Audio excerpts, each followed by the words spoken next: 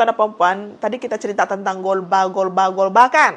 So, hari ini saya mau cerita pula tentang 5 dinar. 5 dinar ni ada orang dia suka yang bentuk segi empat. Ada orang dia suka yang bentuk bulat. So, bulat ni kita panggil dinar. Okay? So, yang ini kita panggil item dinar. Ini kita panggil 5 dinar. So, 5 dinar ni tuan-tuan dan puan-puan. 5 dinar ni berat dia 21.25 gram. Berat dia 21.25 gram. Okey, beza dia kalau dinar dia ada titik perpuluhan. Kalau kamu beli yang jongkong-jongkong yang atau yang segi empat punya, dia punya berat tu dia fix. Contoh, fix maksud saya 10 gram, 20 gram, 100 gram, 250 gram dan 1000 gram. Dia fix. Dia tidak ada titik-titik puluhan.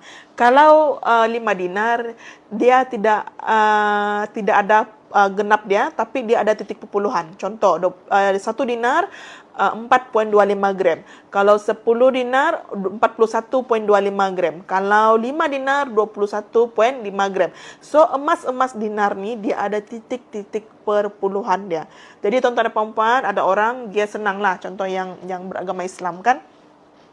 Dia bilang, Diana, walaupun dinar ni nampak cantik, tapi saya prefer untuk beli golba, lebih senang untuk saya kira zakat nanti. Macam tu. Ada yang begitu sebab dia senang. Kalau zakat untuk yang Muslim, kamu simpan emas.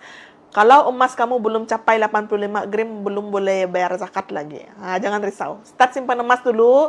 Simpan emas, menabung emas secara konsisten sampai tuan-tuan dan puan-puan boleh bayar zakat.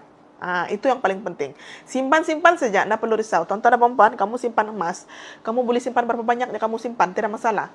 Yang penting bila cukup sudah 85 gram, baru kamu bayar zakat. Jadi kamu